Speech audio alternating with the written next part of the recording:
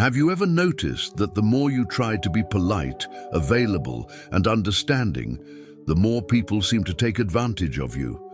It's almost as if kindness is interpreted as weakness. Machiavelli knew this centuries ago when he wrote that politics should be guided by reality, not ideals. And reality is harsh. The world doesn't respect those who don't assert themselves. Perhaps you were taught from an early age that being loved was the way to go. But what if true power lay in being respected, even if sometimes it was better to be feared than loved? You might find this idea controversial, but think about it. How many times have you swallowed your words to avoid conflict and still been disrespected? The truth is, the end justifies the means, and if the means to regaining your dignity is learning to set boundaries, use silence as a weapon, and demonstrate authority without shouting, then it's worth every step. Respect is born from an invisible force, built on how you treat yourself, not on how you beg others to treat you well. That's exactly what this video will cover. The secrets Machiavelli left behind that still apply to your life today. Practical, raw, and direct strategies that will show you how to earn respect in any environment, whether at work, in relationships, or even in small, everyday interactions. Because respect is never given for free. It is earned with virtue, with the calculated use of force, and with decisions based on real human nature. Get ready. What you'll learn here isn't fancy theory, but tactics to help you never get walked all over again. And once you understand this, you'll realize it's not just about getting others to respect you, but about learning once and for all to respect yourself. Anyone who observes life closely soon notices a curious detail. Disrespect almost always arises where there is no inner strength. When someone walks hunched over with a hesitant voice, as if apologizing for existing, they convey to the world an invisible permission to be treated any way they like. Machiavelli knew this when he warned that politics should be guided by reality, not ideals. And reality is cruel. Those who don't assert themselves end up crushed. This is why self-respect is the foundation of any external stance. Without this solid foundation, every limit, every word, every gesture becomes mere foam. And the irony? The end justifies the means even in this case. If one must adopt a rigid, almost military-style discipline to learn to value oneself, then that is the inevitable price. After all, it's better to be feared than loved if the alternative is to be trampled. Look at the great leaders of history. They didn't need to shout to command respect. Their mere presence carried the weight of a wall. This wall wasn't made of muscles or weapons, but of inner conviction. The calculated use of force, when necessary, was only effective because there was previously the quiet respect that comes from self-control. A general can command loyal armies of his own because he first earned his own loyalty to his vision, his discipline, his virtue. It's like someone who walks into a room and everyone notices, without rational explanation, that this is no ordinary person. That look, that posture, that confidence that needs no justification. And do you know why? Because the decisions were based on real human nature, not illusions. In practice, this means starting with the little things. Those who don't watch what they say about themselves lose respect before they even open it up to others. For example, someone who always says, "Oh, I'm such a disaster," is, without realizing it, instructing the world to treat them like a walking disaster. Those who don't value themselves authorize disrespect from others. A simple exercise. When you wake up, instead of rushing to your cell phone, get up, make your bed with almost military rigor, and face the mirror.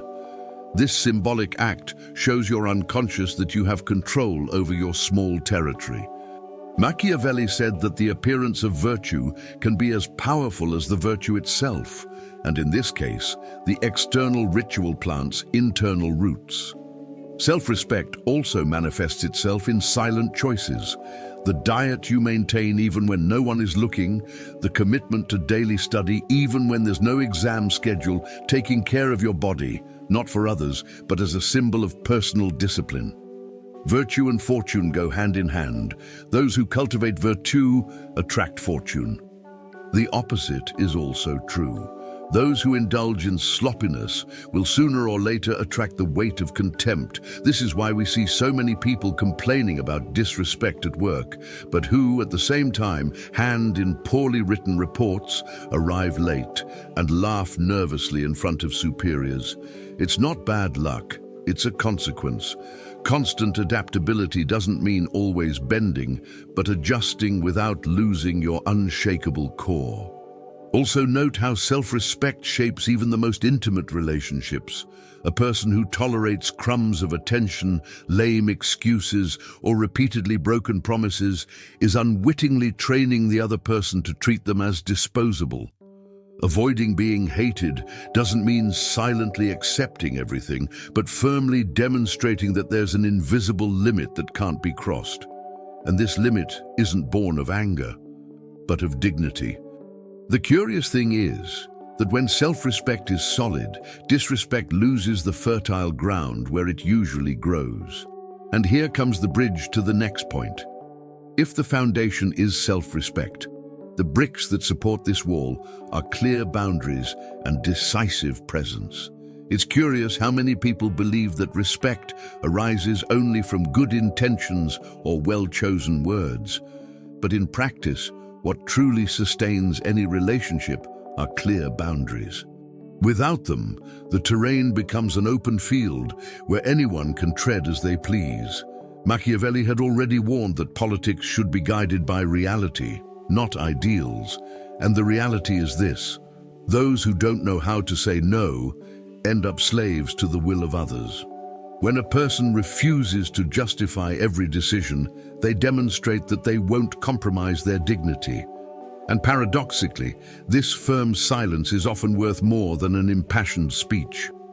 It's the calculated use of force, not physical, but psychological. Decisive presence isn't measured in decibels, but in energy. Have you ever noticed how some people don't need to raise their voices to paralyze an entire room? The fixed gaze, the erect posture, the controlled tone, all of these speak louder than shouting.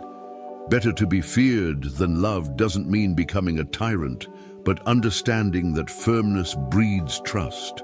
Even in the workplace, those who establish polite but non-negotiable boundaries end up being seen as trustworthy. No one respects a boss who says maybe to everything, but everyone respects one who defines what's acceptable and what's not. This isn't authoritarianism, it's clarity, and clarity is power. In practical life, setting boundaries can be simple and revolutionary at the same time. Imagine someone who, upon noticing a friend who's always late, decides to no longer wait more than 10 minutes. No shouting, no drama, just calmly communicating, "After 10 minutes, I'll be on my way." This small gesture translates virtue, the strength to impose order on everyday chaos. Fortune favors those who aren't afraid to lose crumbs to gain complete dignity. Another example. In relationships, stop justifying every decision. There's no need to explain why you don't want to go out on a certain night. No is enough. Avoiding being hated here doesn't mean giving up boundaries, but maintaining them with elegance. Decisive presence is also a constant practice. At first, it may seem uncomfortable to hold a firm gaze or to remain silent when everyone expects an excuse, but this discomfort is the muscle of respect being exercised.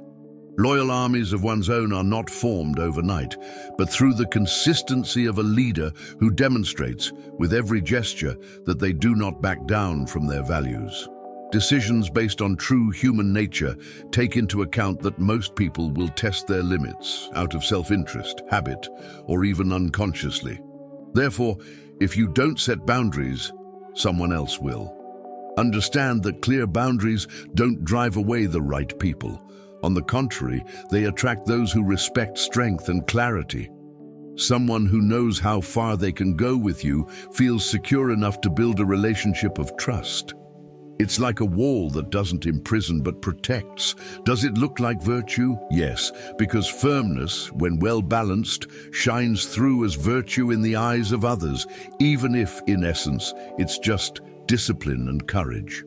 And this discipline paves the way for the next lesson, discovering that often it's not harsh words that sustain respect, but strategic silence and calculated non-reaction.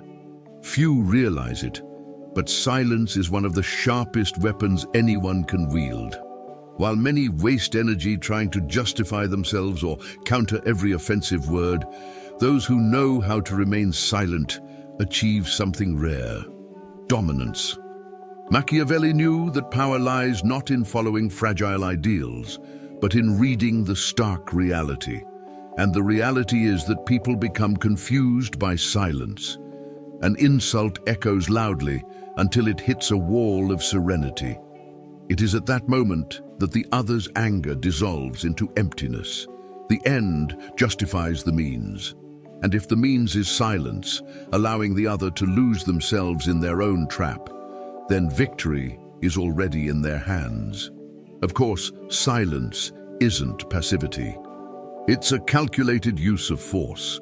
In arguments, most believe that speaking louder equals winning, but silence conveys something more powerful: emotional control. Better to be feared than loved doesn't just apply to kings and princes. It also applies to everyday life.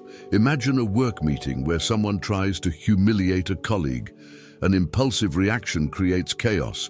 A lack of reaction makes the aggressor look ridiculous. Decisions based on real human nature remind us that often human beings fear emptiness more than attack. Practical examples. Think of the classic game of provocation in relationships. When someone tries to provoke a reaction, silence is the disarming gesture. Not responding immediately or simply smiling enigmatically is like building an invisible wall. An appearance of virtue? Exactly. In the eyes of others, silence seems elevated, almost wise. But in reality, it's strategy. Virtue and fortune working together. Virtue in self-control. Fortune in how the world interprets that choice. Those who master this art don't need their own loyal armies to win a battle. Victory is psychological. It's important, however, to train this power. Silence isn't about running away. It's about being present without demeaning yourself. Try this. The next time someone makes an inane criticism, count to 10 in your head before responding, or don't respond at all. If the silence bothers you, it's because there's still a need to reinforce the foundation of self-respect. This is what constant adaptability is, knowing when to use sharp words and when to let the void speak. In some cases, the lack of response is the loudest roar there is. And the irony. Often the attacker backtracks, apologizing or trying to justify themselves because the echo of the silence has returned to their own insecurity. Therefore, silence is presence, not absence. It's the kind of power that doesn't require physical effort, just discipline. Avoiding being hated here means not feeding the fire of anger with useless fuel. Silence cuts, but doesn't burn, and precisely for this reason, it's respected. It shows that the person isn't driven by cheap impulses, but by calculated decisions. And it is at this point that the next lesson is announced. If silence is already power, imagine what happens when someone rises above disrespect, becoming unshakable in the face of provocations that, for many, would be irresistible. Rising above disrespect is perhaps one of the greatest tests of maturity a human being can face. Most react with the same currency, insult for insult, attack for attack. But when someone rises to a level where provocation has no power, the game changes. Machiavelli reminded us that politics should be guided by reality, not ideals, and the reality is clear. Those who lose control in the face of insults surrender their own throne of dignity. The end justifies the means, and the means in this case is not to lower oneself to the enemy's camp. Better to be feared than loved applies even here, because unshakable serenity intimidates more than any outburst of anger. Imagine a leader being publicly criticized. The natural impulse would be to immediately respond, justify themselves, and prove their point. But a leader who understands true human nature acts differently. They remain firm, calm, and confident. This self-control demonstrates virtue, for only those who master themselves can govern others. Fortune smiles on those who know how to turn criticism into a platform to demonstrate consistency. Disrespect becomes irrelevant in the face of the greatness of those who refuse to be contaminated. It's like a king watching bricks thrown against his wall. No matter how loud they make, they don't affect the fortress. In practice, rising above disrespect is a daily practice. Think about your family environment, where provocations are constant. Instead of responding in kind, try responding with silence or even humor. For example, when someone says, "You never do anything right," instead of snapping back, just smile and continue with your task. This seemingly simple act demonstrates that you're not on the same level as your attacker. An appearance of virtue? Yes, and even more so, personal authority. Because loyal armies don't follow those who explode at every offense, but those who remain unshaken in the face of the storm. This growth also requires a long-term strategic vision. Decisions based on true human nature show that most people seek validation in conflict. If you don't deliver the expected reaction, the power shifts. Avoiding being hated doesn't mean pleasing, but showing that the other person doesn't have access to your emotional trigger. This generates respect. The calculated use of force in this case means not wasting energy on pointless battles. As in war, not every attack deserves a response. Some arrows should simply be left to fall to the ground. This is true control, and control is synonymous with power. Rising above disrespect isn't about overcoming the other, but overcoming yourself. Those who reach this state realize that provocation is nothing more than a distant echo. Constant adaptability means adjusting without losing your firmness. It's the kind of presence that transforms the atmosphere. People realize they're not dealing with someone ordinary, but someone who doesn't bow to the petty battles of the ego.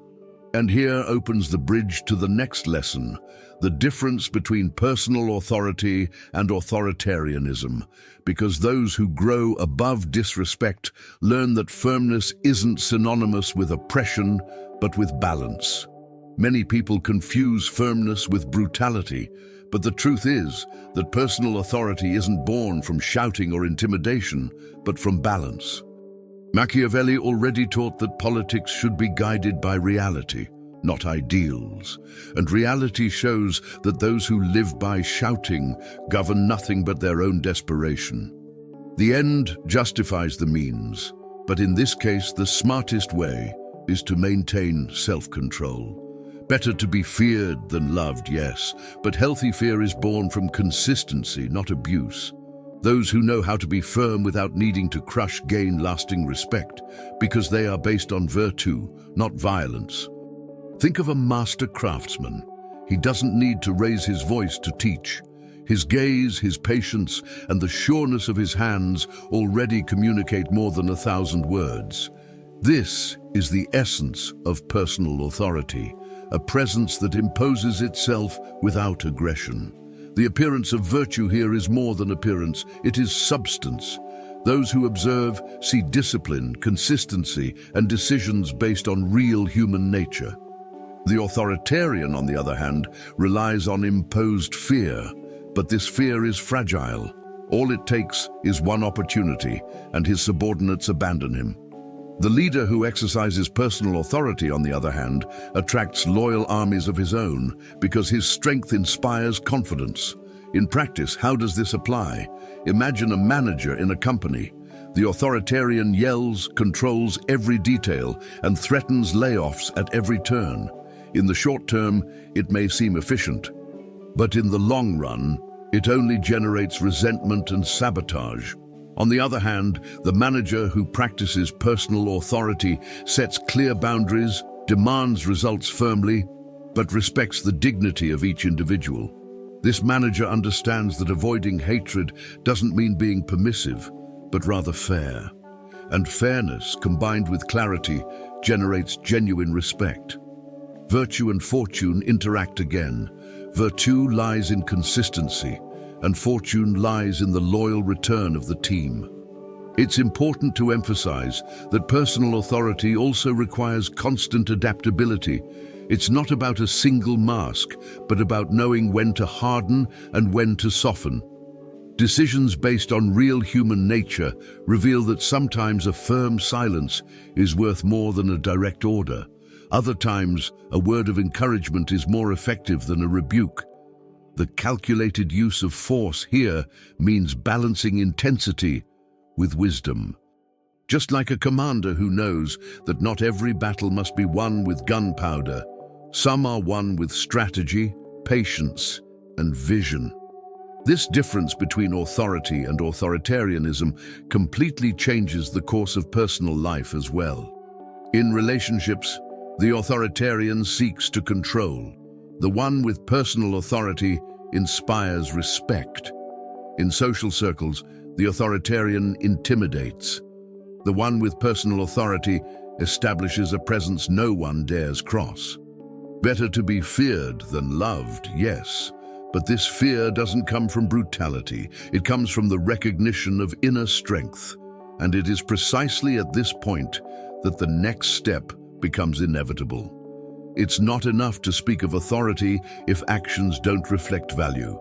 Consistency between words and actions is what sustains any earned respect. Words may enchant for a time, but it is actions that cement a person's worth. Machiavelli insisted that politics should be guided by reality, not ideals. And reality shows that everyone pays more attention to what you do than to what you say. The end justifies the means, and in this case, the most powerful means is consistency between speech and practice. Better to be feared than loved when this firmness is born of consistency, for nothing inspires more respect than someone who does not waver from their principles. It's useless to talk about dignity if, at the first sign of a crisis, one sells oneself out for convenience. Virtue, here, is the discipline of keeping one's word, even when no one is looking. A practical example. Imagine someone who claims to value punctuality, but is late for every appointment. This person quickly loses credibility because their actions betray the deception. In contrast, someone who respects their own time conveys a silent message of self-respect. Loyal armies of their own only follow leaders who live by their preaching. The appearance of virtue may be convincing for a moment, but without consistent actions, it fades. Decisions based on real human nature remind you that everyone is constantly testing whether you are who you say you are. And if they discover inconsistency, respect evaporates. This consistency is even more important in difficult times. Anyone can maintain a dignified speech when they're in a comfortable position. But when pressure mounts, that's when the essence reveals itself. Avoiding being hated doesn't mean retreating in the face of chaos, but demonstrating through firm gestures that dignity is not negotiable. Imagine a professional who refuses to lie in a report even under pressure from superiors. In the short term, they may face problems. In the long term, they earn solid respect. Fortune favors those who maintain their integrity when everything seems to suggest otherwise. This consistency also applies to personal development. How many people say they're going to change their lives, but remain stuck in the same habits? They promise to read more, but never touch a book. They promise to take care of their body, but ignore the workout. Virtue, in this case, is the power to keep one's word to oneself. Constant adaptability doesn't mean changing principles, but adjusting one's path without losing direction. Those who live with consistency create an aura of confidence. It's as if the world were saying, if this person said it, it will happen. And this, in any sphere, business, friendship, family, is a rare power. Consistency between actions and self-worth, ultimately, is the final bridge that unites all the previous pillars. Self-respect, clear boundaries, strategic silence, growth beyond disrespect, and balanced authority. Without this consistency, all other elements become fragile, like walls made of sand. Better to be feared than loved, yes, but only if that fear is born from the certainty that one's actions do not betray one's word. And it is at this point that all knowledge is tied together. Respecting oneself, imposing limits, remaining silent when necessary, growing beyond provocations, exercising balanced authority, and acting coherently. Now, all of this requires an introduction that invites the viewer to delve into this Machiavellian secret. Now that you understand the Machiavellian secret to never being disrespected again, tell me, how long will you continue to swallow hurtful words? How long will you accept crumbs of respect as if you deserve nothing more? Machiavelli once said that the world is guided by reality, not ideals. And the reality is clear. Those who don't assert themselves are crushed. You've realized that self-respect is the foundation, that clear boundaries are invisible walls, that silence is a weapon, and that rising above disrespect is a sign of true strength. So what's missing? Take action. The end justifies the means, and if the means to transform your life is to start saying no, asserting presence, and being consistent in every action, then that's the way. Better to be feared than loved, but what if you could be respected by both? Respect arises from the consistency between who you say you are and who you prove yourself to be. This is the true virtue that attracts fortune. Ask yourself, what actions of yours are betraying the respect you so desire, and what will you change from now on? I want you to not just listen to these ideas, but put them into practice today. Choose a limit to reinforce, a situation to strategically remain silent about, a stance to take. Test it, apply it, see the effect. You'll be amazed. And if you want to continue immersing yourself in this kind of knowledge, deep, realistic, and transformative, subscribe to the channel now and turn on notifications. Because here, each video is another strategy to help you never be manipulated, disrespected, or underestimated again.